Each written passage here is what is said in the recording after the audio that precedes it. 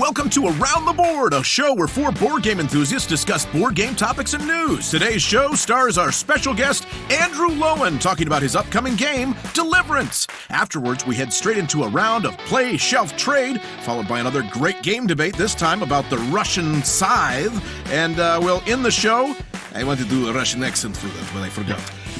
When we end the show with another topic that's going to be interesting, it's about miniatures, standees, or meeples. So, ladies and gentlemen, let me introduce our esteemed hosts, Daniel Connors, John Theismann, Chris Thomason, Andy Barnett, and special ghost or guest, Andrew Lowen. Welcome as we now go around the board.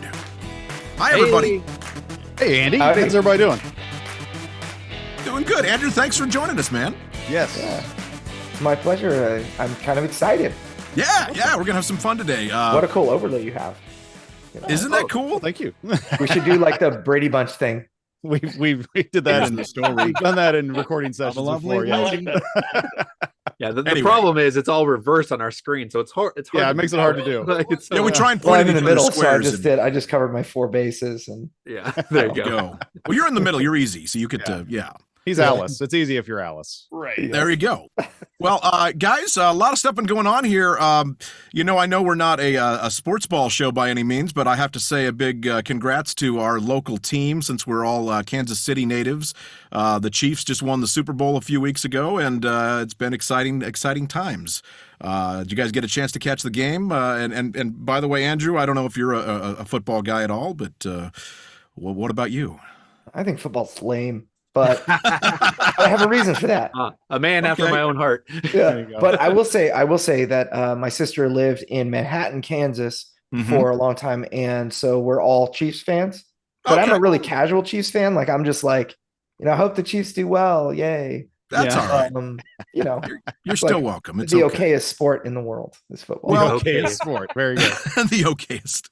Well, we have a lot of fans that are maybe some sports fans, some aren't. But one of the things actually we do in our local board game group, and something that I think we should open up to Around the Board fans, if they certainly are welcome to join in, and that is we do this thing called the March Madness of Board Games. And since we're officially in the month of March, you can participate in this. Daniel, how does this work? I know it's worked for a few years, but I don't know the exact rules. I haven't followed it that much. Yeah, so this is our fourth annual March Madness of board games. And what happens is before March, the members of our local group, FBC Gamers, they're allowed to put together a prediction bracket. We pick 4 people, and they give us their top 16 games of all time. We create a bracket for those, and then we pit them up against each other, just like March Madness. And then we finally get down to where there's 2 games that are vying for the number 1 spot. The last couple of years was Terraforming Mars, and then Wingspan, and then out of nowhere, Lords of Waterdeep took last year's. So it's exciting to see what happens this year. But the reason we're bringing this up is that we are starting to make some videos kind of talking about the matchups and talking about how the voting is going. So now this is our local group, but if you are at all interested in being to participate in this and participate in the voting, just send me a personal message on Facebook. Daniel Connors, you can just find me on Facebook, and I can invite you to the local group and you can participate. But if you don't want to participate in that way, it's fine. Just find our videos that we'll be collectively doing and talking about the results of the matches. So, and I'm particularly interested and excited because I got to do one of the brackets this year. Yeah, it's the worst one.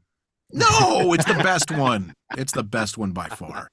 No, it's pretty good. It's a good one. That's for sure. I think you have right now. I think the person, the game that has the highest probability of winning is Arc Nova or Everdale. So I don't think either of those were on yours, Andy. Is that correct? No, I've got some old school ones. I'm a little older school. Yeah.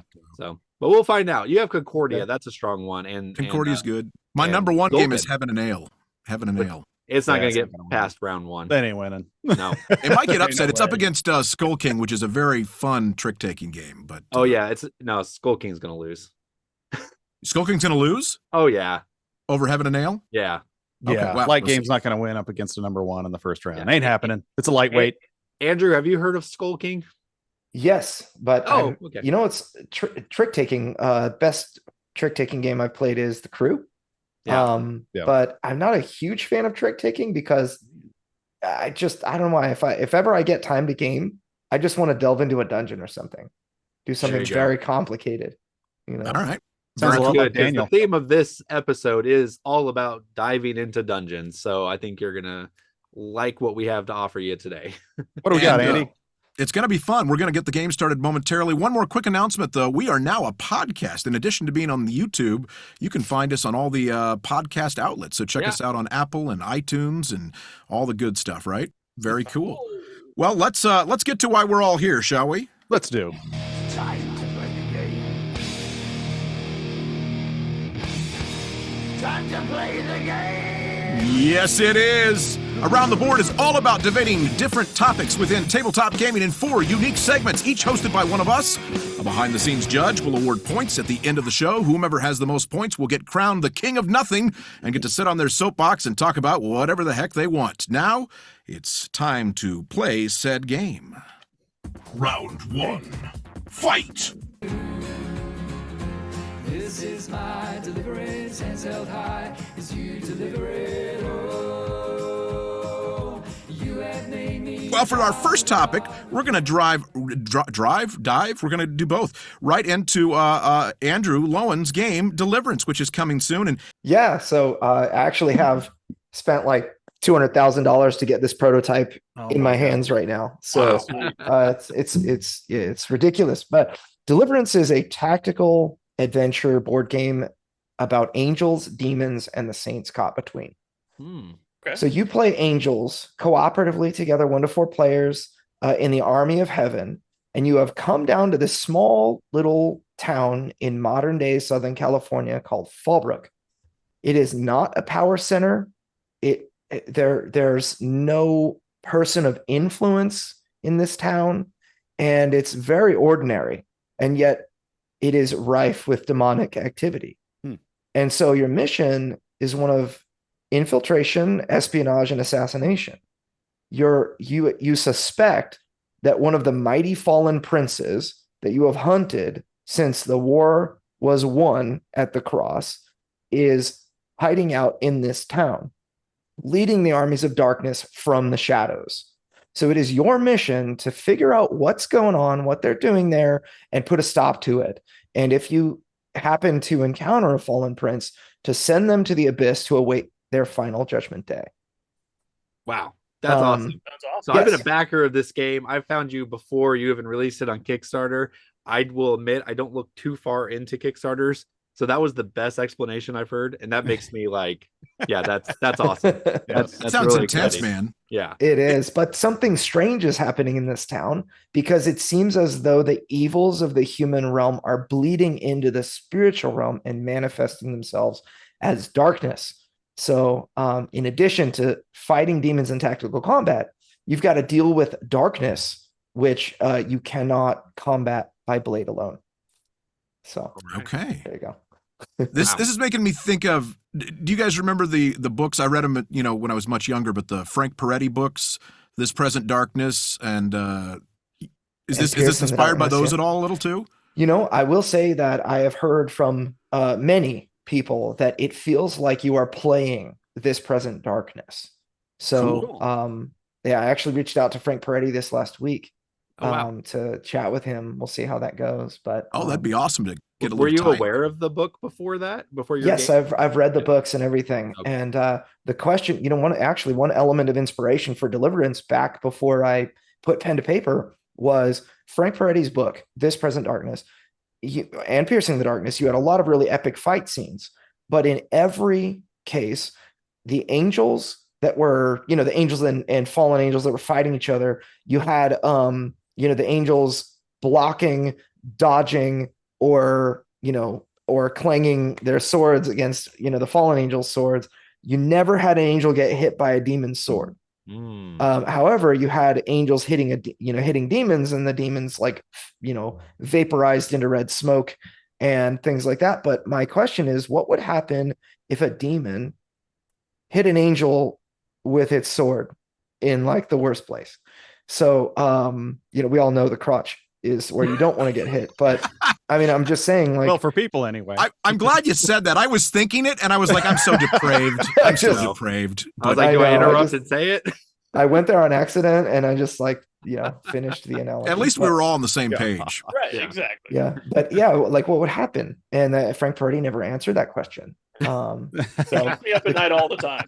yeah, Dear Frank Peretti, what Yeah. would happen with a You reached out to him. Did you present that to him? Yeah. So I read your book, but I'm really concerned. What happens when they get Yeah. hit in between the legs? We need this answered. well, it's the belt of truth, right? So every angel's already a soprano, so I don't. What would happen? Wow. Oh, okay. oh, All right. Aw. Do you have a sound effect like that? I wish I had one of those. We'll We get it try in not post. to encourage his sound effects. Yeah, don't encourage the Okay. sound effects, please. That's all we will hear. Perfect. You can come back anytime. Yep. Andrew, I'm glad to hear you bring up the band Deliverance for a couple reasons. One, yeah, I didn't. That's awesome. Christian metal going on, but your box cover inspired me was, and I mentioned this to Daniel, was it reminded me a lot of the alternate cover for Stripers to Hell with the Devil. And that's where awesome. they're all angels throwing Satan into hell, and it's like, man, Daniel's a big one on having a soundtrack when you play a game. What better soundtrack would there be than to have To Hell with the Devil playing as you're playing this game? I don't know if that's something that's crossed your mind. Yeah, I personally am a huge fan of Skillet right now. Nice. Just Okay, hardcore. cool. But believe it or not, my favorite thing to listen to when playing this game is the Lord of the Rings soundtrack, the instrumental soundtrack. Yeah, that would work. It's just like a big epic and not distracting with words and Yes. hardcore Gotcha. riffs and stuff. I just like I'm transformed, or I'd rather transported into this other realm or something. And I love music like that. Cool. So you know what I think is interesting, and you tell me. I mean, it sounds so thematic and so cool.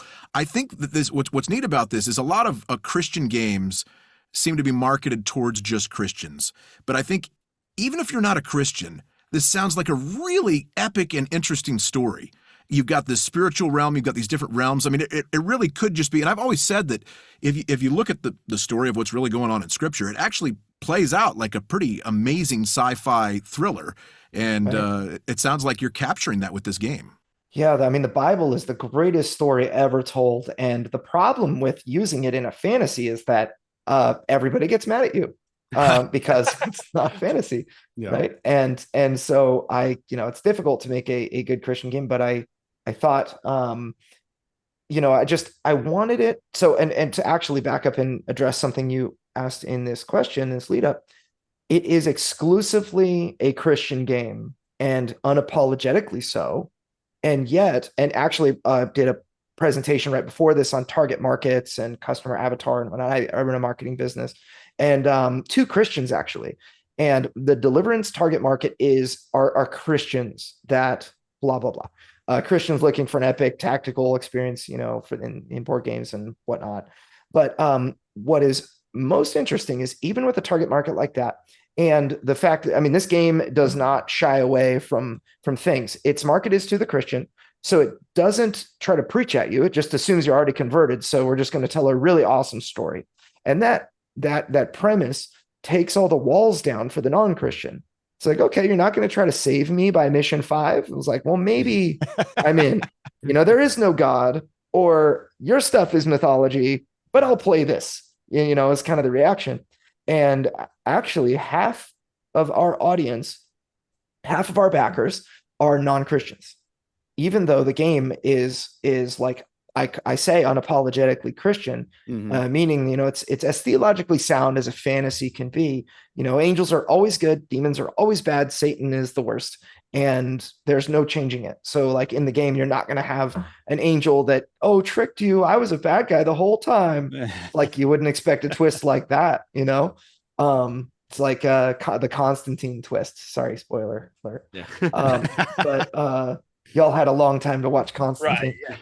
But or demons seeking repentance and becoming good guys, like that just doesn't work within the lore base of the game. And so it's something that I found there is so much crossover appeal when people feel like they're not going to get preached at, but they're just going to get to experience this awesome story and an innovative game and that kind of thing. And so that's been really refreshing to see. Well, and that's the other interesting thing. Yeah, I just feel like for non-Christians, you're still stepping into, like I said, an epic story, an epic. To them, maybe it's just mythology, but it's an epic story. And if people may not be as familiar with some stuff in the Bible that talks about some of the spiritual warfare stuff. I love how one of my favorite authors is John Eldridge, and he talks about the verse in Revelation where it talks about the dragon was sent forth to swallow up the and I'm totally butchering this, I apologize, but sent forth to swallow up the offspring of Mary, and it was just talking about this in terms of spiritual warfare. And it's like, you don't think about Christmas time like that. You think of Christmas, the Christmas story is like, oh, it's cute and there's little angels, but it was actually this epic spiritual battle to save humanity. Yeah. And, even before that, you think of all the times that Satan tried to purge the messianic line. Cain killed Abel, first murder. Bad kid kills the good kid. No explanation, no description of Satan there, because but the lineage went through Seth.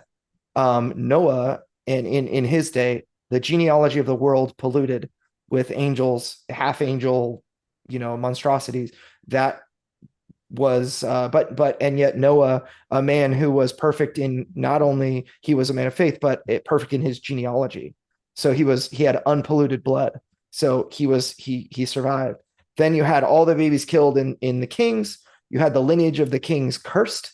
You had David try, as like whenever it seems like in the Bible, whenever you have a story of the messianic line is coming through here, like David, the son of Jesse, I want you. It's like, how many times did that guy, was that guy running for his life? And then, of course, Solomon and the kingdoms and how it was all split away. Like, now I know it's coming through Solomon. I'm going to mess that one up. And then, all the babies getting killed. And then during baby Jesus' time. And then finally, Jesus is up on the cross, killed. And then it later says that if they knew what they were doing, that they were crucifying the Lord of glory and actually accomplishing its purpose, that they would have never allowed him to go to the cross. Yeah. It certainly wasn't talking about, the religious leaders who are dead and buried. It's talking about the eternal spirits, which I believe Satan is the leader of that band. And so it's just, as I was designing Deliverance, there's just so much more that jumps out, like what is not written and what is written. I mean, it's like you can inference Satan and his involvement in a lot of places. It's pretty wild. So this game, you've got this fictional town, and so you've got a fictional story. It actually used to be my hometown. Okay, is it a fictional town or real town? It's a real town. Oh, it is. Town. Okay. Oh, wow. Cool. It's Okay. a real town. Yep. Okay. So, how deep do you get into the biblical texts for this stuff? Does it get into those stories and stuff, or does it just inspired from those things? So the game itself has two modes of play. One is a campaign that's like narrative driven, and then the other one is the skirmish. I find that it's the most replayable is the skirmish, that you just sit down for game night, 2 hour game, 1 hour game, whatever, and you have an epic experience. All of that story, if you will, in the game is emergent. Nothing is written for you to like read and say, Jesus, your commander in chief, told you go to here and there's a fight at the marketplace, or the town square, the mayor is possessed by the devil. Nothing like that. So everything is emergent. And I find the stories that we tell inside our own head while playing this game are just out of this world. You feel like an epically powerful angel that's just about to die. And so the stories are fantastic. However, then you've got the campaign, which has written narrative, and it focuses on the spiritual realm and the humans. There are saints that you act as kind of objectives on the board that you have to protect, as act as their guardian angel. And if you don't, there are consequences and whatnot. But there is some narrative there, but it doesn't answer all the questions of what's going on in the human realm. It actually is like the angels are perceiving something and they see, something going on here, but they're not necessarily following up on it, as though like in Frank Peretti's This Present Darkness, it was really all about, Sally Beth Rowe and her, getting along this journey and the angels helping her and protecting her and that kind of thing. Whereas the main characters of the story are the angels. and the human actors are the background cast, if you will. Okay. Cool. Interesting. So I have to ask, since you brought up the skirmish mode. So one of the coolest things about dungeon crawls and skirmish games is like how you interact with the terrain. If you're actually, the terrain is like just this city on a large scale, like how do you get dynamic? Like, do you have cover rules? Do you have anything like that makes the game dynamic and movement and strategic? Very much so. So the characters themselves are kitted out, we'll say in board game terms, highly asymmetric. So every character has unique abilities. You could play Michael the Archangel, who is kind of like that. I mean, he's the guy that's jumping into all the demons on the box cover. He's the one that's like, Berserker Warrior, going to take as much damage as you're going to, he's going to deal more damage than he takes, and that sort of thing. You've got other characters that are much more focused on, like, one character. Everyone has some kind of movement ability, and one of them, Miko, is a kind of a she's the River Watcher. Which all, by the way, every one of these have a biblical basis. So there is scripture that shares. There is an angel of the waters in Revelation 16:4, and it uses that as inspiration for this angel. And then there's a fantasy kind of explanation of what this character does. But there's actually, I try to help separate what is biblical from what is fantasy everywhere I can. But this character's movement is based on, so their attacks are position based. So they attack things adjacent to them, or exactly 2 spaces away, or in a straight line in a particular direction.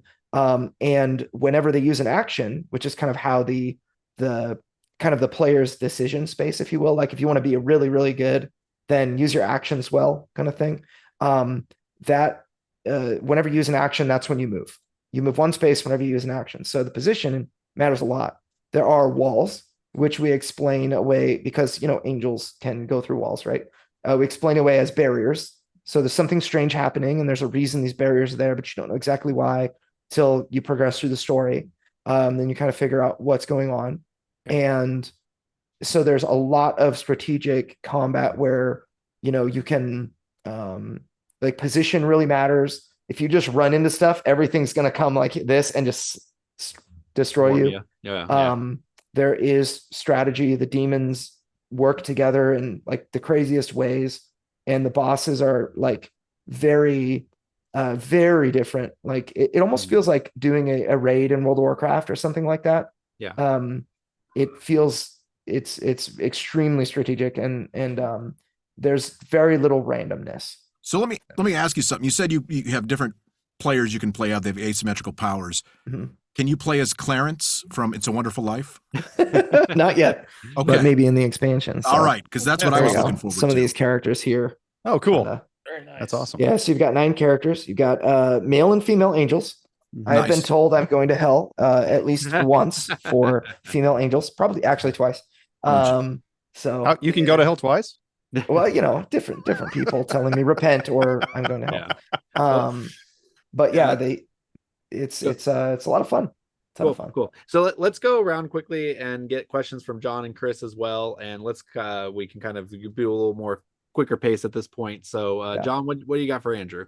Well, Andrew, I don't know if you're aware of this or not, but I was in my research of your game. I was like in my kitchen, and I was like, you know what? I'm just going to ask Alexa if she's heard of Deliverance. And so I said, Alexa, have you heard of the game Deliverance? And she went on like a 5-sentence description of the game and to mention you. And I was like, well, that's really cool, And then I said, well, I'm all full of myself. I'm like, well, hey, Alexa, have you heard of Around the Board? And her reply was, I don't have an answer for that. So, oh wow, just my way of saying thanks for coming on our show. And that's awesome. I need to ask Alexa. But my question for you is, just real quick. I mean, from concept to now, it's almost fulfillment. How long did this game take to develop? By the time we actually deliver, it'll be 7 years. Wow. So, that's wild. Yeah, 5 years till we went to Kickstarter, and then it's been a year and a half since then. Just over a year and a half. And it's been a long journey. Wow. So what you're saying is you're not a fly-by-night operation. No. I have one of the most expensive hobbies in the world until Kickstarter refunded my investment. There you go. So Wow. Chris, you got a question? Yeah. So when it came to this, was the origin you wanted to make a dungeon diving game, or was it you want to make a theology based game? What was the origin? The impetus was that I kind of mashing it all together. I really, really wanted to make an epic dungeon crawl that I didn't feel in any way that I was compromising. And compromise used in two ways. One is faith. I don't want to sacrifice squirrels to summon demons that fight for me. And at the same time, I wanted to have this epic power fantasy that wouldn't compromise my faith, but also as an elite gamer, I was a former professional Hearthstone player, and I put tons of time into World of Warcraft and every other, Elder Scrolls, all sorts of stuff. But I wanted an epic experience that was innovative, that I really, really wanted to play, that made me feel. So to clarify, in this game, instead you sacrifice demons to have squirrels fight for you, right? I mean, I don't want to spoil the expansion, but I do have the Squirrel Wrangler. Okay, I expect Squirrel Girl in the next expansion. That's right. So. Yeah. Which actually, I'm glad you brought this up, because I was going to ask about the baddies in this. It looks like so far you've just limited to demons, which feel like initially that could be kind of limiting for creativity. Did you feel that limiting? And will you introduce any other kind of bad guys that are like outside of demons? Yeah, so we have fallen angels and demons are, characters in the game. So there are two, or rather three types of bad guys. You've got minions, which represent more like themes. The meddling imp, if you've ever walked, it's midnight, pitch black, and you walk to the bathroom in the middle of the night and you stub your toe on something. The meddling imp probably had a hand in that. Whereas something like the masked evil is the concept of beauty is fleeting and sacrificing everything for beauty. That's what the masked evil kind of represents. And then you've got, and those are not necessarily biblically based, although they do, I guess they do have some precedent in there. But then you've got the fallen princes, which are the bosses. You've got Baal the Silent, which is straight out of, the Elijah and the 450 prophets of Baal. You've got, and he's silent because he didn't say anything. Yeah. But then you've got Herod the Great, Deva, the Prince of Persia. And so there are these cards, each on the back of each card, they have lore. And all of the minions have, there's the Sandman. It's one of the minions, and he likes to watch children sleep at night, and it's creepy, Wow. But he's reminded of days where he actually was charged with helping people go to sleep. That was his angelic role. And and demons, as they kind of try to find a piece of that, fallen seraph and other minions. But then the princes on the back of their lore card is just straight scripture. It's like 10 verses of scripture for the various princes. And so we're able to kind of play the line of fantasy while at the same time making it feel strong. So I'll think about what type of fight would I really want? I want something that makes it feel like the sky is falling and you have to beat this guy in time. Otherwise everything's caved in. But how do I actually make that work? And so it's like Og, the Giant King, does a really great job with that. So let's do that. I thought it was the fallen prince of Chicken Little. Just guys falling, but anyway, quick question for you. Sorry, I'm the peanut gallery over here, so I'm always throwing in the zingers, whether they be good or bad. Mostly bad. So I got a quick question for you. You've sold me on the theme alone. The theme sounds really cool. I will be perfectly honest with you. It's well known to our audience that I am not a cooperative guy. I don't like cooperative games usually, but you're starting to sell me on it already. So maybe go further. Sell it to somebody who maybe doesn't like cooperative. Why is this a good time? In fact, actually, a week ago, there was somebody that bought the game and then requested an immediate refund. Like 2 hours later, they were like, "I'm sorry, we never play cooperative games, and I need a refund on this." And it's like, well, let me just talk to you about this for a second. And he ended up keeping his pledge. And he bought it was like $183 shipping to Poland and all of that. And so we had this conversation. And the thing about Deliverance is that you're cooperating on the same team. You're playing against the game. So the game itself is really, really fun, really interesting. A lot of different strategy and whatnot. One of the biggest problem I see in cooperative games, like a very common game that everybody has probably played, Pandemic. That's really a one-player game. I mean, you guys can play up to 4 different classes. You can even have 3 other human bodies thinking that they're playing those classes. But if you are the medic and not going to the place with the 3 cubes, you are an idiot. There's only one right move, right? And everyone's going to yell at you, especially me, because speaking of football, I'm the quarterback of all the cooperative games I play. You're that dirty alpha gamer in Pandemic, are you? Yes. Yeah, and that's why most people, I think, hate cooperative games people that do hate cooperative games tend to want to just make their own decisions and that kind of thing. It's not so much about I really want to backstab people, but it's more about that I want to think and feel like my decisions were impactful and meaningful. And, I want to see my empire kind of grow and build. And so Deliverance, you have your character, everybody's going to tell you like, oh, we really need to kill this guy. We really need to, rescue and protect that saint. We need to cast down that darkness card. But it's like, which one are we going to do? And because your character is so different from every other character, you are the one that knows best how to accomplish what it is that you want. And so even though someone's like, all right, we got to kill that saint or the demon, they don't want to kill saints, and protect the saint. How you do that, you might have like 4 different options and 2 of them are really, really good. And so a lot of the time when I teach people how to play the game, I'll teach a new player, we'll go through the first round, and then by the end of that round, they're telling me, no, I'm going to do this instead. It's like, and I say, oh, okay, I guess I have to change what I'm going to do because you did that thing and I was going to do that. So I'm doing something else now. And it just constantly reshuffles your strategy. So there's no way that you can predict like 4 or 5 rounds down the road. It's like in Pandemic, it's like, okay, I know, Paris is always going to be the center point of the 3 cubes are always going to be there, or cubes are always going to be in Paris. So the medic needs to stay near Paris, but in Deliverance, it's like, all right, we're doing really good. Everything's in control. We're just going to like, spend around and like build up and gain all of our resources back and whatnot. And then a darkness card comes out that just deals 8 damage to all the players. And you're like, oh, we need to finish this or we're dead. So it forces you to change your player behavior, which is one of the things that I think cooperative games fail to do a lot. And so it's just really fun. And then the other element of that is kind of seeing that empire grow. You've got this character that has these unique abilities, but then you have talents and Heavenly Treasure.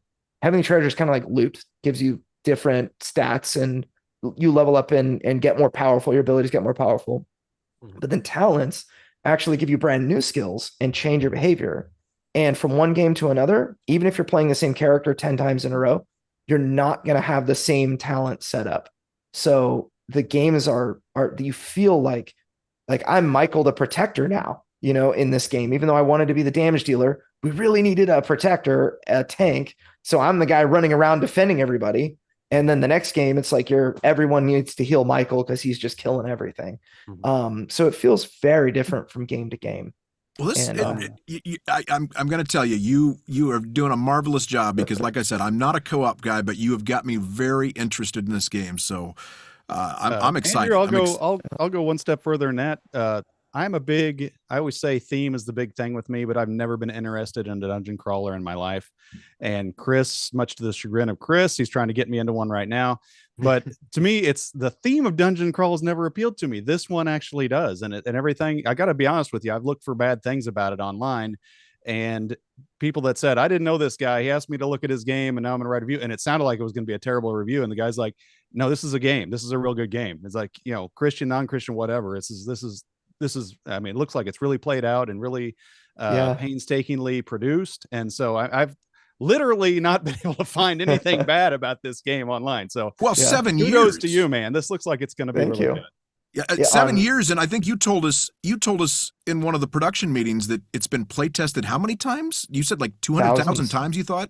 Yeah, probably twice that many by now. So we have a tabletop simulator mod, that we play tested the game at least 2,000 times before putting it up on Tabletop Simulator, and we've actually run conventions called Deliverance Con, virtual conventions where people will come in and play.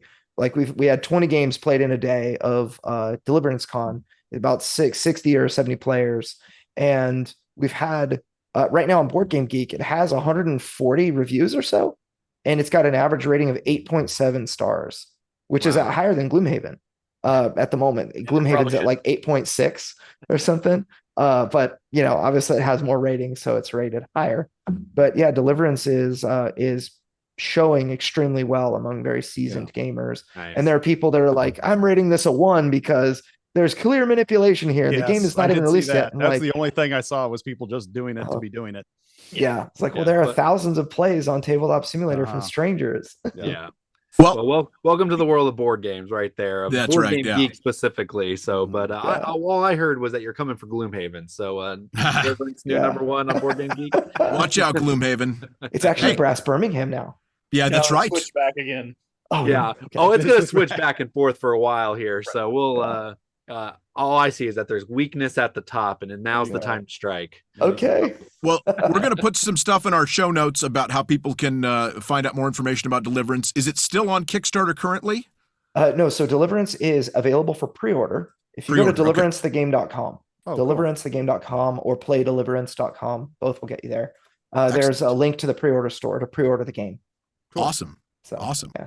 Well, thank you so much. Yeah. Let us know what you think of Deliverance in the comments or what other exciting Kickstarters you're waiting on. And don't forget to like the video, smash that subscribe button to continue seeing more great content just like this.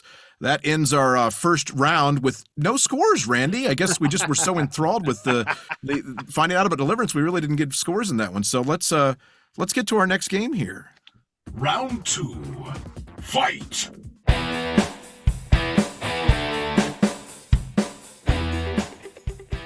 So today we have, for our play shelf trade, we have 3 dungeon divers because, obviously Deliverance is one, and so we want to keep that theme. So we have Descent, kind of the original, the OG. Now they got the second edition or whatever that came out a couple years ago. The 4th edition. Oh, it's 4th? Oh, that's right. Okay, yeah, that's right. I got the edition. Regardless, the crazy thing about this one for me is that the box comes not closed, because there's so much stuff in it. They have to have it actually not closed, which is kind of interesting. But I think actually, regardless, I could wormhole here. But anyway, so we got Descent, and then we got the Lord of the Rings, the Journey in the Middle Earth, that co-op, and then we have Gloomhaven. All right, so here we go. So I'm gonna give you mine. So I'm gonna go with.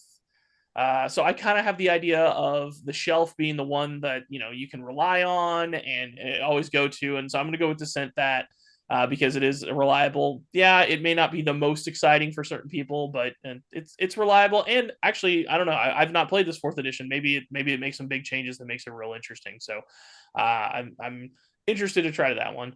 But the one that I'm actually most interested to try to play is Lord of the Rings: Journey to Middle Earth. So that one, I've heard kind of mixed reviews, how you're forced to continue the campaign. You can't just kind of play what you want, which is kind of disheartening, but at least it's got some chances. And then Gloomhaven, I don't know, man. It's so daunting. Honestly, Daniel's viewpoints on the game makes me just want to play it. How he just shoehorns it into everything. Apparently it's a rondelle now. Just because you play your cards, you pick them back up, and I don't know. It's cool, but it's just, I don't know. It's so daunting. If I'm going to put the amount of time and effort into playing a game like that, I'm going to play an actual role playing game. That's just too much. And I've played the game. I played it and Jaws of the Lion. The mechanics are interesting. The card play is cool. I get it, but it's just if I'm going to do that much, I'd rather just play an actual role playing campaign. So I'm going to go ahead and trade Gloomhaven. What you got, Andy? All right, thanks, Chris. So honestly, this is a hard one for me because, as you guys know, I'm not usually a co-op guy, and I'm not usually a dungeon crawler guy. So this is all kind of new territory for me. I have played a little bit of Gloomhaven: Jaws of the Lion, and it was okay. I didn't mind it. I would play it again, so that's going to be my play. The one I'm going to keep on my shelf is going to be the Journeys in Middle Earth game, and that's just because I'm a huge Tolkien nerd, and I love everything about J.R.R. Tolkien's world and everything. So, and in fact, I have it on my shelf. It's back there somewhere if you can see it. I have yet to play it, which is ridiculous because I've owned it for over a year, but it is one I want to bust out soon and play, and I know there's expansions, and it sounds really cool. Again, it's usually not in my wheelhouse, those types of games, but I do want to give that one a shot, and it's on my shelf, and I'll keep it for the theme alone. And then Descent sounds interesting, but I had to pick one to trade away. So based on, it was really between whether I wanted to play Gloomhaven again or Descent, and I'd rather play Gloomhaven, I think. So that kind of sums that up for me. Daniel, what do you think? Well, I'm glad Gloomhaven made your play, because at least you've played that one before, and it made enough impression of you that you'll want to try it again. So nice. So yeah, I've said it before. Gloomhaven is one of my favorite games, maybe my number one game of all time. So that's going to be on my shelf. Any given moment, I will start a campaign with anybody. Just got Frosthaven in even, so all that kind of all meshes together. So yeah, so Gloomhaven definitely on my shelf. It is in my collection forever, and I will play it over and over again. The trade is probably going to be Descent. I played Descent once, and it was fine. It was okay. But then I played Star Wars Rebellion, and I liked that a lot better. And it was an evolution of that system. So that was a lot more exciting for me. And then the play is Journey in Middle Earth. I wouldn't mind playing that one. I really liked Lord of the Rings. Not quite the fanboy that Andy is, but I would still be down for it. So Andy, if you ever want to bust that shrink off, I'm right there with you, ready to play it. But you have to learn how to play it first and teach me. You think I'm a fanboy just because two of my kids' middle names are Tolkien names? Yeah, it's true, Andrew. One of my kids' name is Moses Strider, and the other is Silas Theoden. So there you go. That's good names. Wow, I did not know that. I didn't know that either. Something. Yeah, I still really enjoy the Moses Strider one. I think that's pretty awesome because it's like two people lost in the wilderness to come to find their redemption and stuff. Like, love it. Fair. So, but hey, Andrew, let's see hear from you. What is your play shelf trade?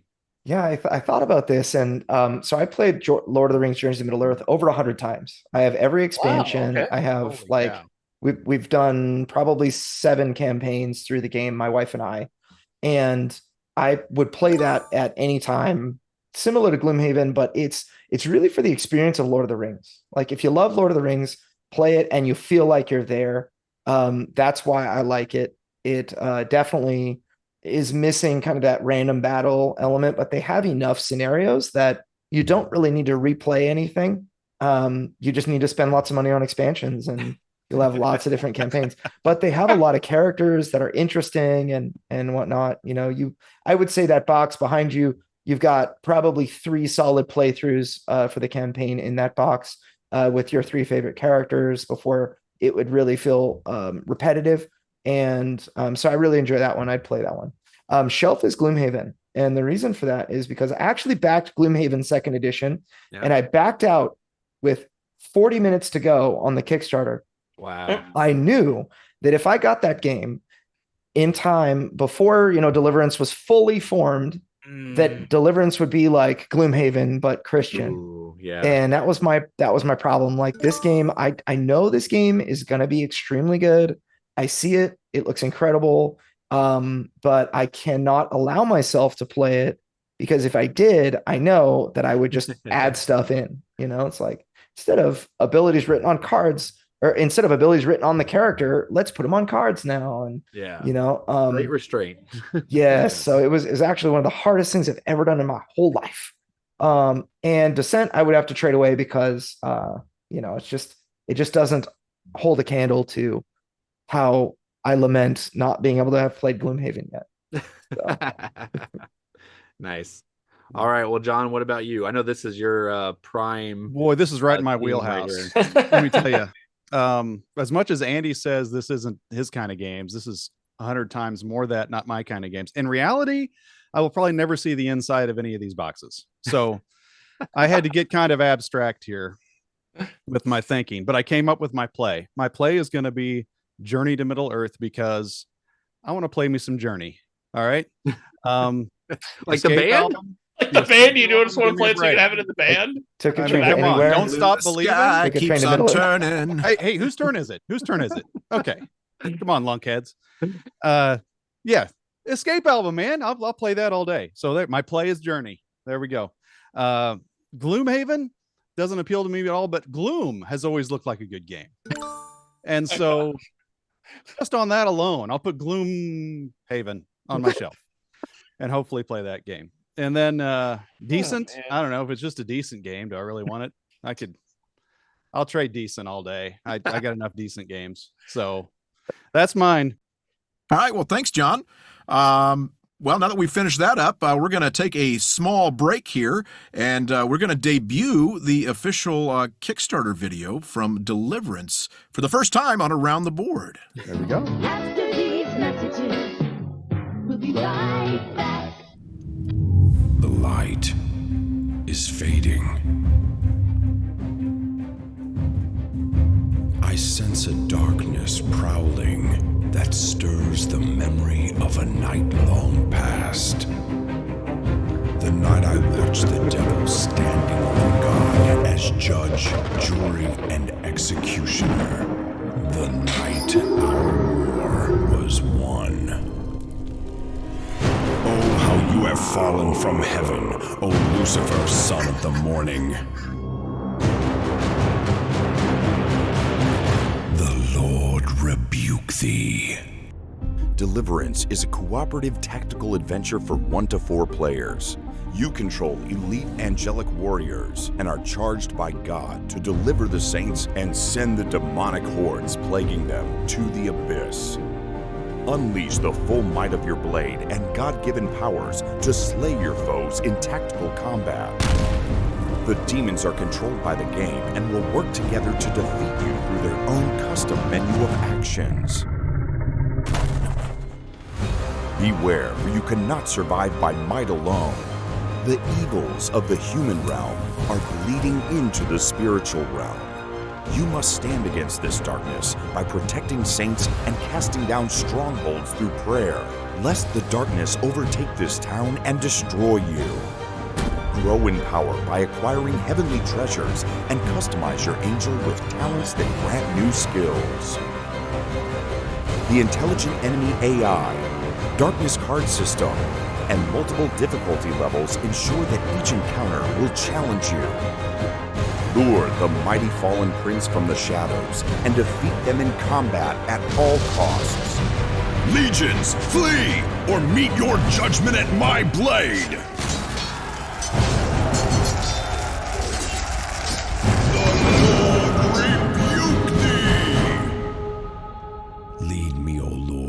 Righteousness because of my enemies. Well, that was a commercial for Deliverance. Looks pretty exciting. I know I'm super excited to get my Kickstarter to arrive in the mail. And if you're interested in it as well, you can visit the link below and visit Andrew's website where you can pre-order it now. So, absolutely. Cool. Well, as we return here, let's do what we do. It's game time. You want to play games? All right, I'll play. Shall we play a game? Randy's the referee? Oh, you mad, bro? Round 3, fight!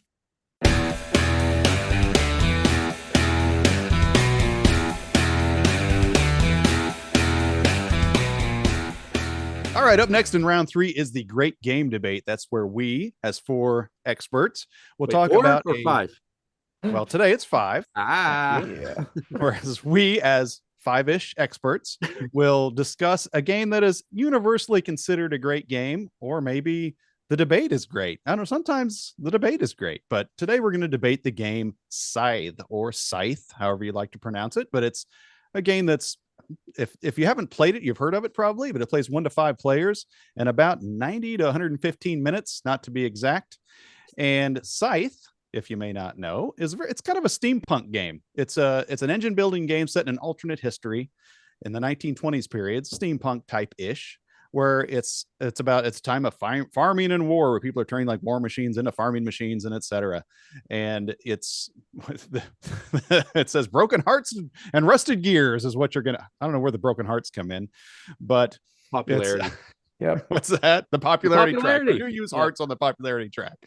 But anyway, each player represents a character from one of 5 factions in Eastern Europe, who are attempting to earn their fortune and claim their faction stake in the land around the mysterious factory, which is in the center of the board. And this is a game that, when you look at it, it's got these really cool miniatures. Number one, has really cool miniatures. I'll admit that. And it's a game I kind of avoided because I thought this was a skirmish, dudes on a map type game.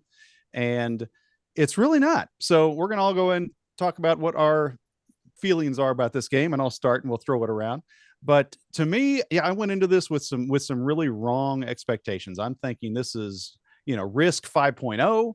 We're going to battle it out. We're going to, it's all about, taking over land and dominating and all that. And it's not. This is really a Euro disguised as a skirmish game, because it's all about moving up on tracks. It's about collecting your resources. You are protecting those resources. So there is some of that. But a lot of it is just trying to outthink or think about what the other players are doing. And it's like Root, it's very asymmetric, almost to a detriment, because like Root, even though I like the game, I never know if anyone else is cheating or not, because I don't know what their powers are. And so you're so focused on your own board in a game like Scythe or a game like Root, where you're trying to make sure you're doing everything right. Lord knows what that guy way over on the other side of the table's doing. He's sure doing something right, because he's tearing me up. But that's the only problem I think I have with this game. Is I love the thanky Euro element to it. I love the limited skirmishing that there is, but it's also, you want to do it when the time is right, which I tried doing it when the time wasn't right, as Daniel will attest this last time we played. I got a little too aggressive and got beat back for it. And so that's the other part of it. There is that element, and it's almost like I almost turn into like an old Western where everybody's got their guns, nobody wants to necessarily use them, but I got my guns. If you're going to use yours, I'm going to use mine. That's kind of the way Scythe is with the way the skirmish works. And I think it's almost a realistic way of doing it, because you're representing factions that are just trying to survive, and you're not just out there trying to kill people. And so with that, I think it gets a passing grade for me. I definitely want to play it again. I do think you need to play as the same faction multiple times to get a feel of the game. To me, I wouldn't just switch back and forth with factions. I think that'll mess you up. But that's what I've got on Scythe. Why don't we let our guest go first this time? How about we throw it to Andrew and see what he has to say? Andrew, what do you say about Scythe, buddy? All right, I like it. I'll say Scythe is my favorite Euro. I am not a huge fan of Euro games well, the problem with a Euro game by itself is that it has to be the feature of a game night. It's going to be 2 hours to play that thing, like 90 to 115 minutes. It's like 2 to 3 hours is what you'll be doing, sitting with Scythe, just like any other Euro. And it's a great experience overall, I think. Again, my favorite Euro, because there's some engine building. It's all about, like you kind of alluded to, the threat of violence, like being able to, whip people with your combat cards and enough power that somebody doesn't want to attack you, trying to get to that factory and get events and other things like that and explore.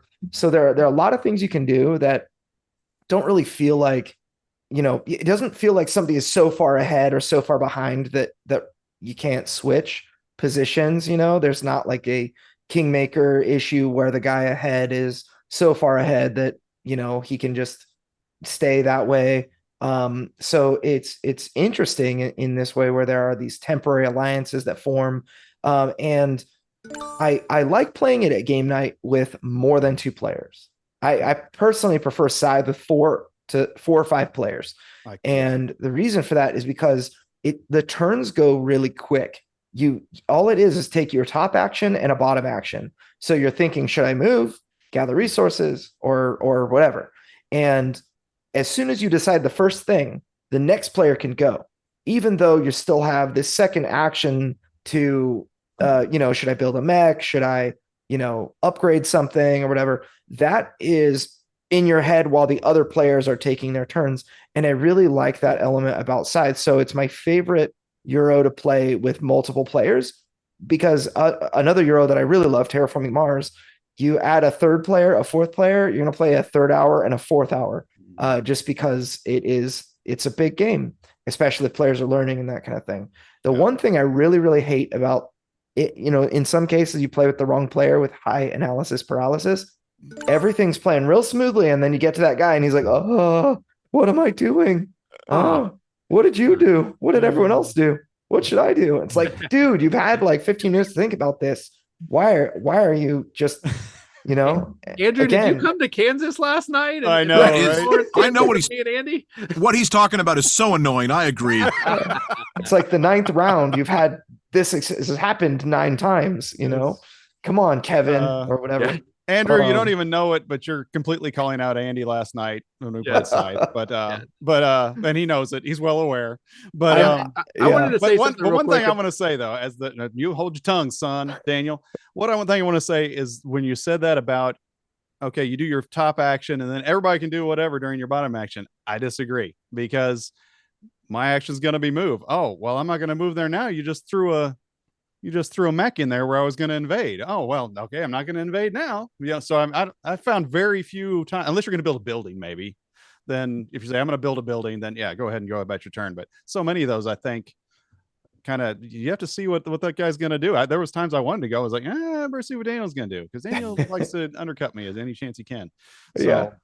But I don't know, that's just me though. There are a lot of times that you can do that, but I don't think you do that universally for every secondary action. But yeah, it's possible. And I think that, for the most part, you've got the like if you're going to build a mech, like your intent is clear. It's like, I'm going to get that oil I need or whatever to do that. But yeah, the one thing I really enjoy Scythe, like I said, but it doesn't play that well at 2 players. I can which a lot, 2 players. Right. I mean, a lot of the games that I play, I actually like Catan better at 2 players than Scythe.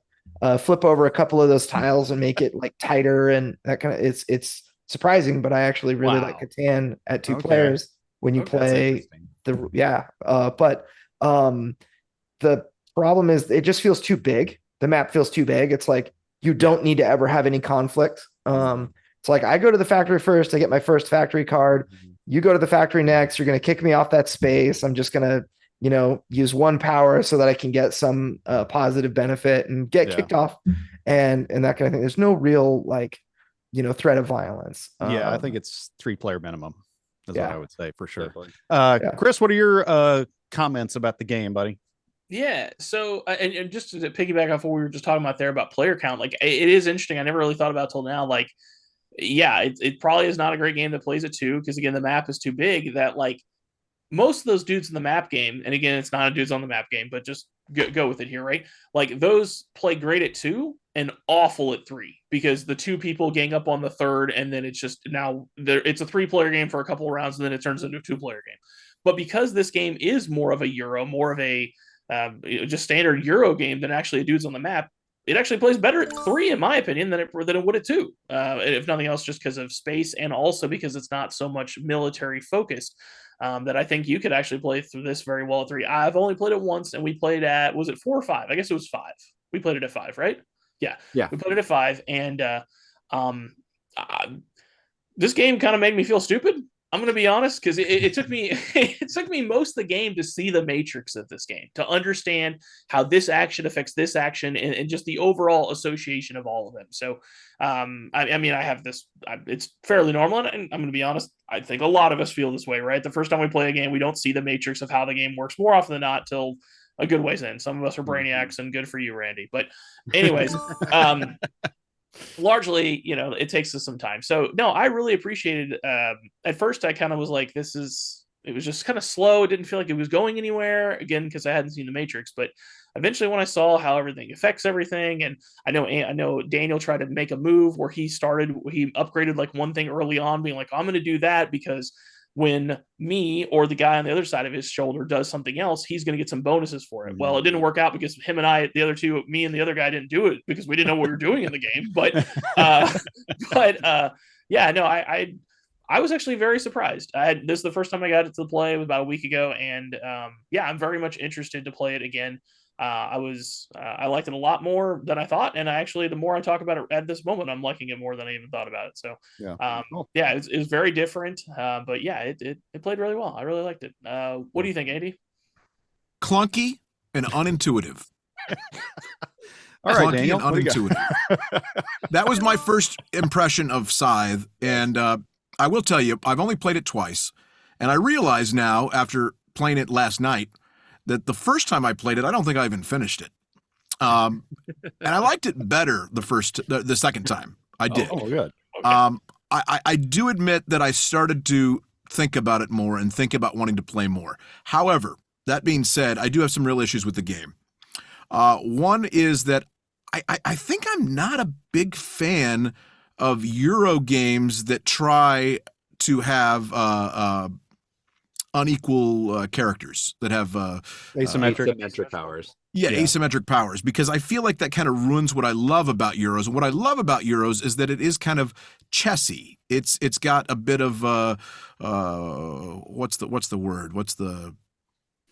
I can't think of the word. It's just eluding me completely. More now. Strategy, less randomness, less luck. Yes, right, exactly. Thank you. And that's what I like about some of my favorite Euros. So some of my favorite Euros are going to be games like Heaven and Ale, which has this tension and it's even and everybody can do the same thing. Really, there's not a whole lot of difference. And so with Scythe, it felt a little too chaotic with that. It is a game that I probably would like more the more I played it, because then I would actually know the characters and know the powers and know what's coming. But just as a game you just jump into, I don't know. There's a part of me that wants to try it again, but there's also a part of me that, like I said, it felt just a little bit too clunky. Mm-hmm. And I don't understand quite how it's the highest rated, such a highly rated game on BGG. That's what stands out to me. It looks beautiful. I love the mechs. And like I think John was saying, I thought it was going to be a skirmish war game based on the mechs. I really felt it was going to be more of that. And I like Euros, but it just didn't quite mesh perfectly with me. I'll give it another try, and I'm happy to maybe see if it comes around for me. But right now, it's an average game. Daniel, how about you? Andy, you could have, if you hated the asymmetric powers so bad, you could have refused to take those battle cards from me whenever we fought. That would have been all right. I'm still going to take advantage of the powers. All right, Daniel, what do you got, buddy? Yeah, the asymmetric did cause an issue at one point too, because I was teaching the game, and the person to my right of me, he played the white faction, who they were able to ignore popularity loss when they attack workers if he upgrade that mech. Yes. So I was like, hey, you can invade workers, no problem. And he's there invading workers. And halfway through the game, I was like, oh, wait, don't have that power unlocked. I was like, popularity. Yes. Yeah. So yeah, the asymmetricness can cause some confusion. Yeah, so this game, I wanted to like it more than I do. And to answer specifically what Andy said is, why do people like it so much? I think it is because it does bring something unique to the board game realm. And it's the thing I enjoy the most about the game. And that is that player board that you have. You have top actions, you have bottom actions. And one of the actions is called an upgrade action. It's a bottom action. And what you do is you can take a cube from the top and bring it to the bottom. And what that does is it makes your top actions more powerful, and it makes your bottom actions cheaper to do. So it's a really cool. And then as you're building buildings, you unlock a power. If you build a mech, you unlock a power. So there's a lot of variability and directions you can go with how you're going to upgrade your specific board. And I think that is really refreshing and exciting. But the problem with this game is I feel like it just has a bad lag time. I know Andrew said that he thought it was quick and snappy turns. Maybe it's because I was playing with a bunch of new people. Yeah. Not just throwing Andy under the bus here, but the last 3 games I played were all with really new people. And with one of my friends, I even said, man, I feel like it lags at the end. And he goes, well, I feel like it lags at the beginning. And I was like, yeah, it might just lag the whole game. The reason it does that is because like I'm finding that I love combo games that build with combos. But what I don't like about combo games is when you see the combo in front of you, but you have to wait like 5 other people to go before you can do the next step in your combo. So you're like, oh, great, I'm going to do X, Y, Z. And then this turn I do X. And you're like, okay, hurry up and take your turn so I can do Y. Yeah. Okay, I can do Y now. Okay, great. all right, hurry up and take your turn so I can do X and then, or Z, and then you get to do Z, and like it breaks the flow of the game for me. I don't like it when you have this really cool combo in your head and you're like, okay, I'm going to unlock that, which lets me do this, which is going to make this more powerful, which then will give me a star, but it's going to take me 20 minutes to do that. So I'm just going to wait here impatiently, listening to everybody talk and take too long on their turns for me to take a turn. So, in the end, it's an okay game for me. And I played it 3 times in a row this week even, and it still doesn't resonate with me. It's a fine game. I'm okay with it, but it doesn't strike the chord that I wanted from this game. So in the end, it's just a meh game to me. Well, Daniel, I got a couple of things. Oh, go ahead. So at first, I think the main problem I hear from you is the problem of all. People don't play the same game over and over and over and over. I promise you, if you had the same group and you played this game 3 times, that 4th time is going to be snappy. Yeah. Play your games over and over. Don't just play new games over and over. Yeah. Also, second, the issue, you're like, oh, I want to do my combo, but I got to do this piece, and then I got to wait, and I got to do this piece. In my opinion, that's because of modern game design, where they're cutting up. Instead of having the age-old, I take 10-minute turns and then I wait 50 minutes for my next turn, they're cutting it up to where I take the 1 minute and go around. I take another minute, go around. So I think it's just modern game design that, like, which I still think is very much a choice. Stegmeyer thing, like a Stonemeyer game thing, where that's like their thing. Like with Wingspan, with Scythe, with Tapestry, it's like do a thing, turns over. Yeah. You know. Yeah. I want to do a lot of them do it, but that's true. Stonemeyer does lean into it. That's for sure. I think that's the ultimate. 3 to 4 things in a turn, and I'm good. Don't make me just do one thing and be like, gotta wait. I don't mind having simple turns. What I had a problem with, again, is it felt too clunky and unintuitive. I go back to that. It just didn't feel natural to me. And the problem is, by the time I figured out what I needed to do, because like you, Daniel, were saying, I could figure out, like, okay, I need to do this, then I need to do this, then I need to do this. But that's going to take 3 or 4 turns. And I have so much ADD that I'm ready to do all that now, but by the time it gets back to me, I've forgotten what I was going to do again. I think Daniel's also suffering from teach fatigue. And I think Chris, just to piggyback on what he said, I would love to play this game again with people that have already played it and are good at playing it, because that's, like you say, I think that's going to take away a lot of the clunkiness. It's going to take away a lot of it's going to streamline it. And like Daniel was saying, you're not going to lose your train of thought between turns. You're going to be like, oh yeah, I'm going to do this.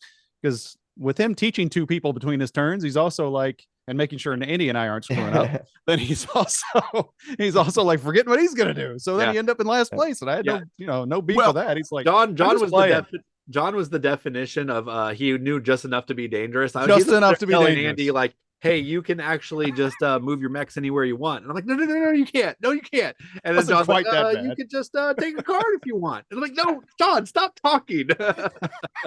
By the way, focus on me. I can do me. While I did take the most time out of the 3 of us that played, I won. There we go. The war of attrition once again. That's actually what I was going to say. I was going to accuse you of not liking it because you lost, but well, I didn't win the full game. We actually, the funny thing is, we had 2 people that had never played it, and they did way better than all 3 of us that had played it. So that like just poker shows you how the good first a time. teacher Daniel is. That's what that means. Yeah, that's right. Anyway, that wraps up what we thought about Scythe. What are your thoughts on Scythe? I'm sure a lot of you out there have played it, have opinions on it, or would like to play it. Either way, let us know in the comments below, and make sure you like and subscribe to keep us going.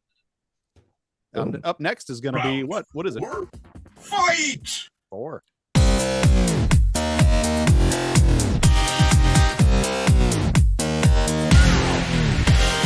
Hey, it's round 4, and 4 is our topic of the day. And our topic of the day is, what is better, miniatures, standees, or meeples? Those are kind of the 3 pawns of the board gaming community. And I think most people, when they hear that, it's like, well, it's obvious, right? We're going to do miniatures. But is it obvious? I submit that it is not obvious. And instead of constantly going with bigger, better gray figures, we should have this conversation. So let me start. I think standees are far superior than miniatures, and only a little better than meeples. Now, the way I say, you can boo me, that's fine. Now, I will put the caveat is a painted miniature is the best. If you got a professionally painted miniature, that's the greatest. Okay, but why standees are the best is because they do not break the immersion. There is nothing. Well, let's take Deliverance, for example. He has miniatures and standees in it. And these miniatures are beautiful.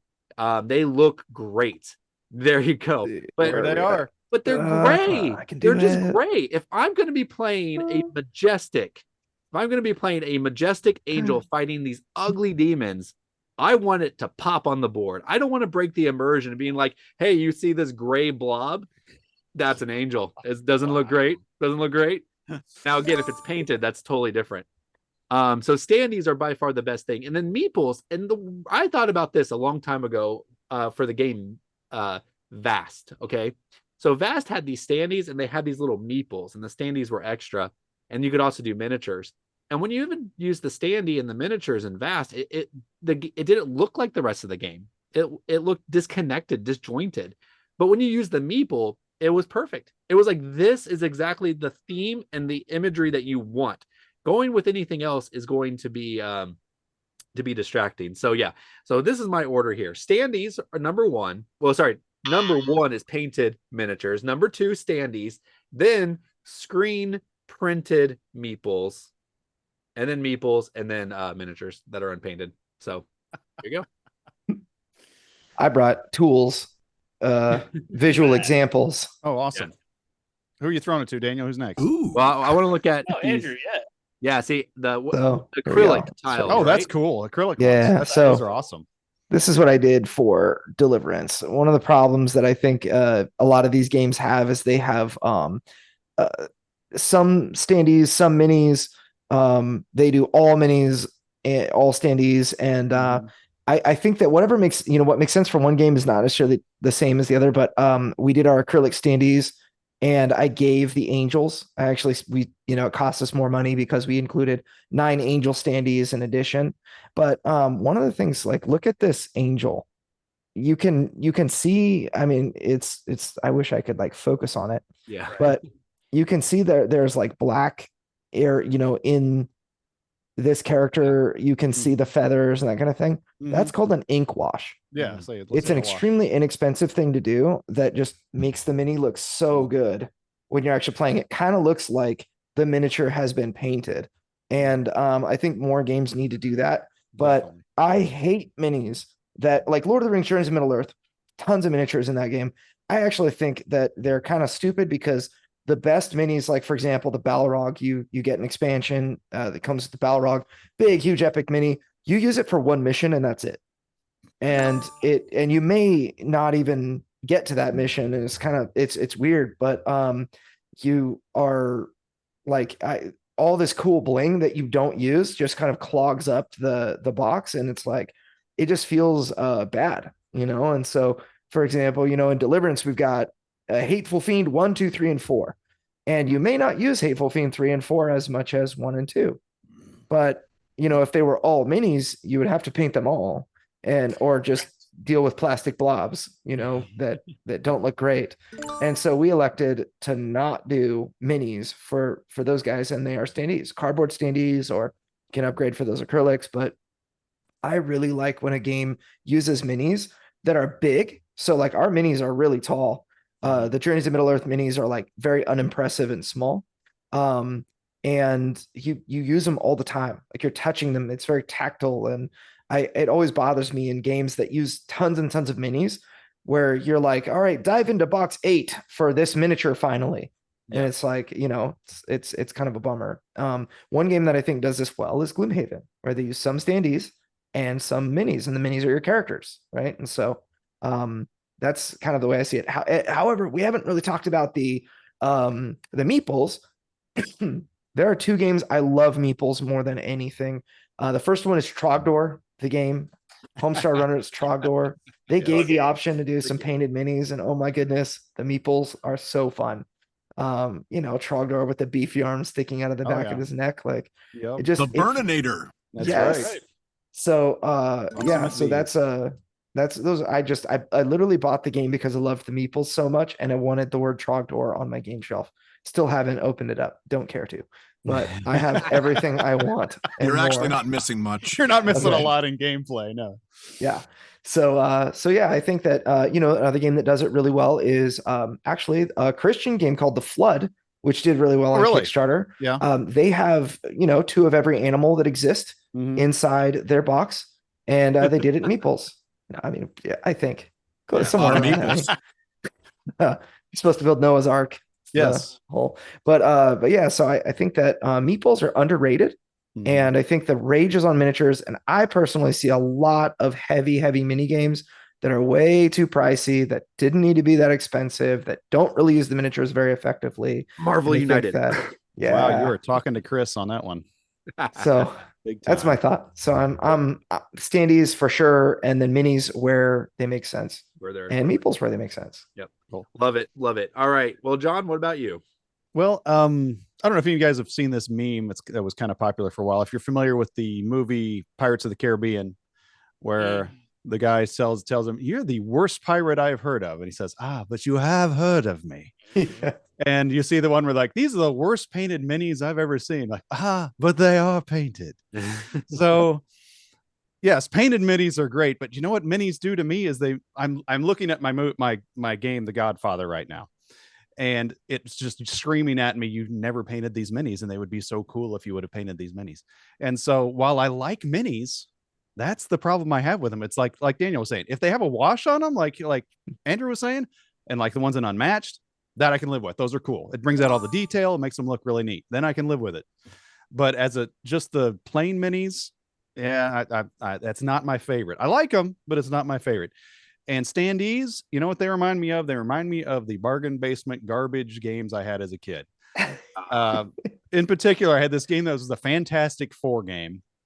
And Daniel, maybe you can help me out with this, because then I get it home and the Fantastic Four in this game were Reed Richards, Sue Storm, The Thing, and some robot named Herbie or something. Oh, yeah. Is that really a thing, or did they just make it for my game? Do you? No, they made him for. He was a robot that Reed Richards made. He was a nanny. He was a nanny essentially. I thought maybe it was a Star Wars thing. They're trying to cash in on it, but no Human Torch in my game, and they were all in these cheap little Standees, and it was terrible.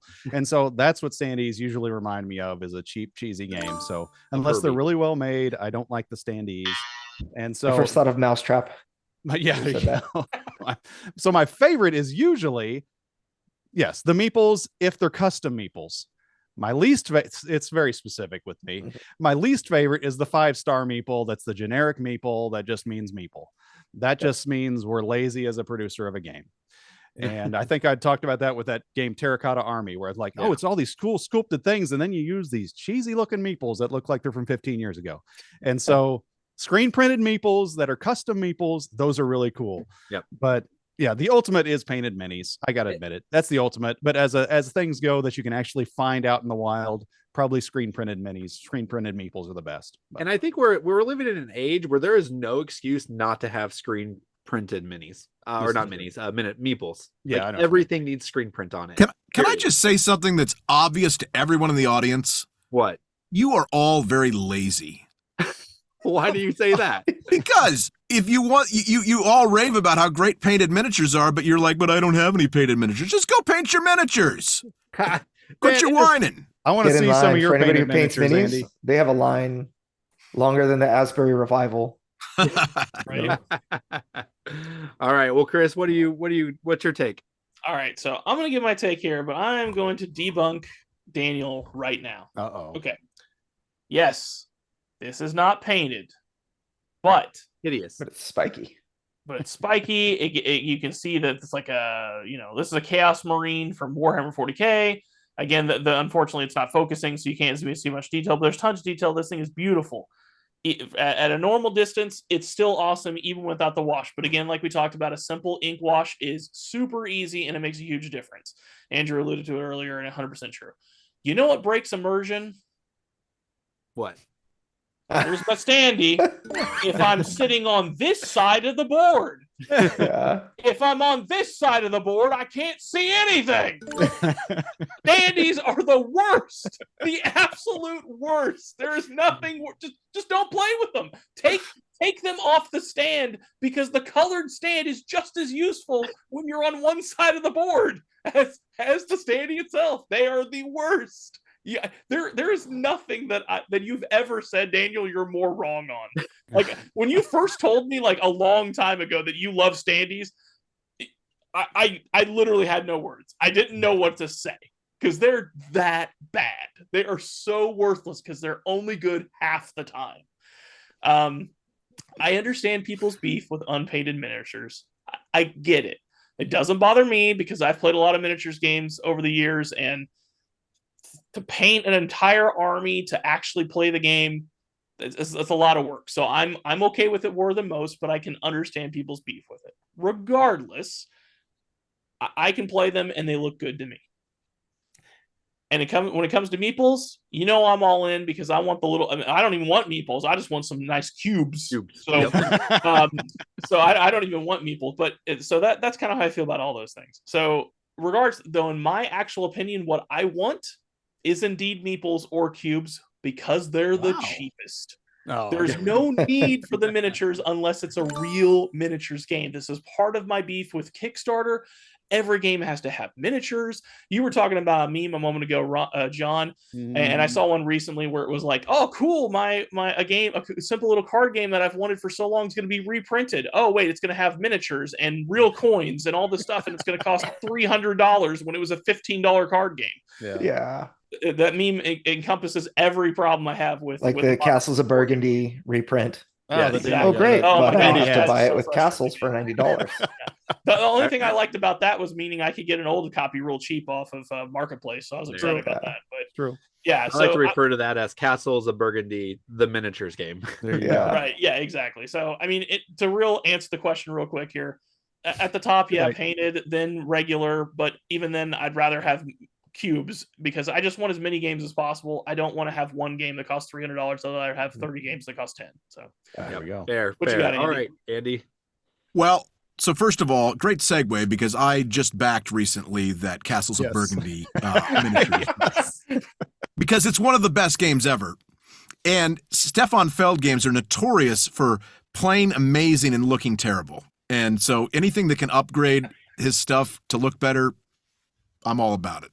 But by and large, I'm an old-fashioned kind of guy. I like me some meeples. Okay, I grew up with meeples. I have a sign in I was raised by meeples. I was raised by meeples. My meeples, power to the meeples. I actually have a sign in my game room that says Meeple Cave. I would have brought it in, but I forgot.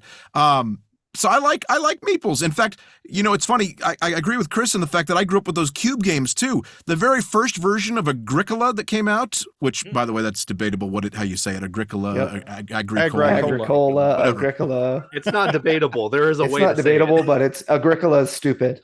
Agricola's right and stupid. Anyway, the very first version came with cubes, all the cubes. So you had your sheep and your boar and your cows. They were just different colored cubes. And then they introduced a fancy upgrade called Animeeples that were shaped in the forms of animals. Yeah. But anyway, I'll stick with the meeples. I don't mind minis. I like minis. I agree, though, that just the grayness usually is it's not that great. I'm going to have to agree with Chris, though. The standees are the worst thing ever. I'm sorry. I mean, God bless you. And I don't mean to. I don't want to insult your game.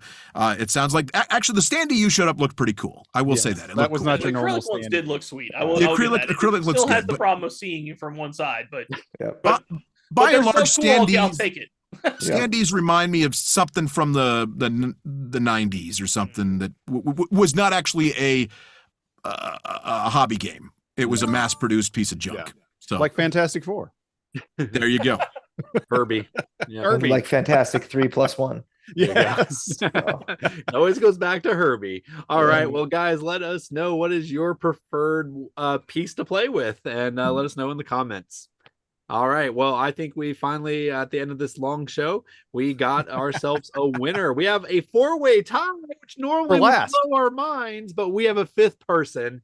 And today's winner is our guest, Andrew Lowen. Andrew, take your time to shine and tell us what's on your mind. Oh, man. Okay. So how much time do I get? Like a minute and a half? 2 minutes. 2 minutes. Minute and a half, whatever. So, okay, I just finished a digital convention with the Christian game developers. I spoke on creating, I was teaching developers to think about their target market, think about their customers.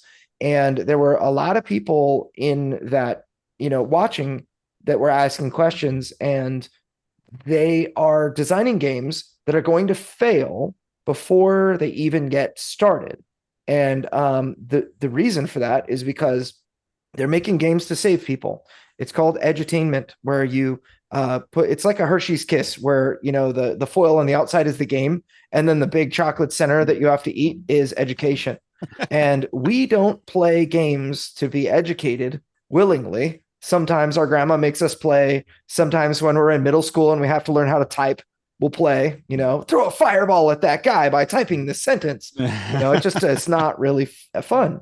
So when you implement Christianity as or when you use a game as a vehicle to educate people about Christianity, you piss the Christians off because they wanted to play a game, and you're teaching them how to be saved. But the Christians are already saved, so they don't want to play it. Then the non-Christians are very offended or neutral, or just like, hey, I'd rather play something else, that is not trying to educate me. And so you lose those people.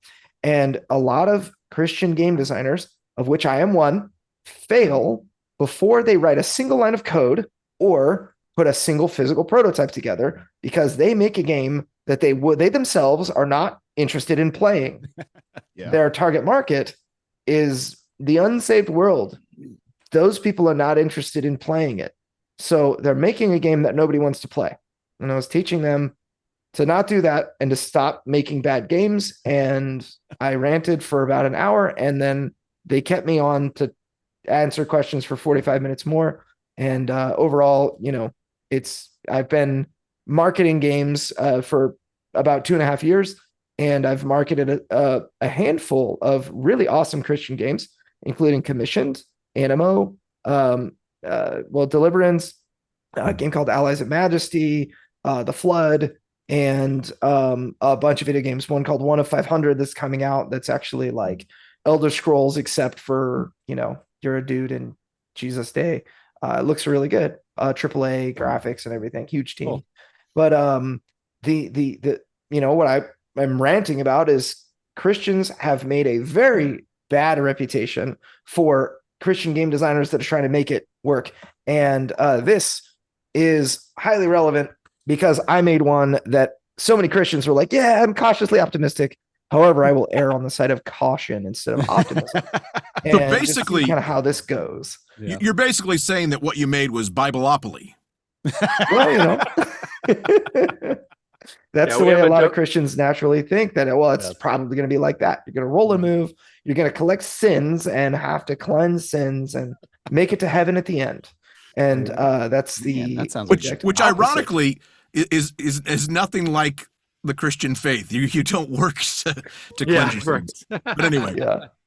Yes, all indeed. Right. So thus concludes my rant. I yield my time. Very good. Well, thank you, Andrew. And at the end of every episode, we just like to say the birthdays of what came out this month from years past. So I want to start with saying Marvel United came out this month in 2021. So it's 2 years old. Speaking of a massive amount of unpainted miniatures that I own and I'm proud to have. I am a hypocrite. I'll be the first to admit it, but it's a wonderful game. But I will say every time I see those unpainted miniatures, it gives me anxiety because I have the ability to paint, but I don't want to paint 164 miniatures.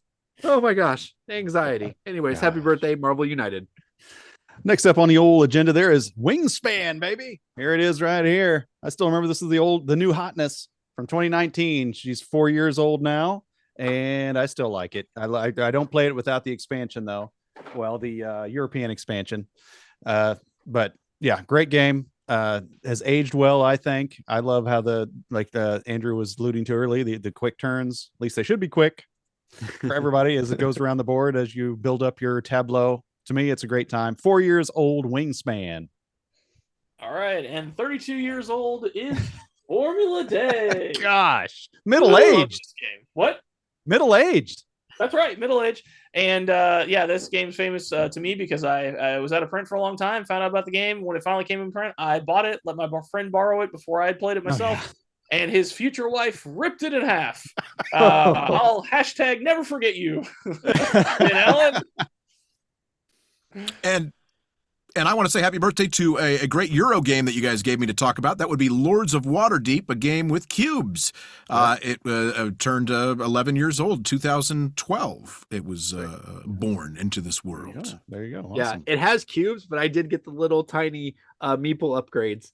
And did you? They're teeny tiny meeples. They're the smallest meeples you've ever seen. Oh, I got to see that. Teeny meeples. Teeples. There you go. Something. Well, thank you to all of our wonderful viewers out there. Remember to tap those like and subscribe buttons. Also, be sure to join our Facebook group Around the Board. Send us an email to mail@aroundtheboard.net or reach out to us on Twitter or TikTok or any other of those social medias. Until next time, a big special thank you again to Andrew Lowen. Thank you, Andrew, for being on the show. Very much. Yeah, it's been my pleasure, and it was hilarious and fun, and I won, so I like it. That's right. Good job. Beat us at our own game. That's right. Look forward to Deliverance, and we look forward to seeing all of you next time Around the Board. Right, baby. See, look, it's like an 8-panel map, and it's like in all these pieces. Because his wife ripped it in half. She opened it wrong. Another good Christian board game, Wisdom of Solomon. Check it out. It's good. Wingspan kind of looks like an angel. There you go. That's Christian.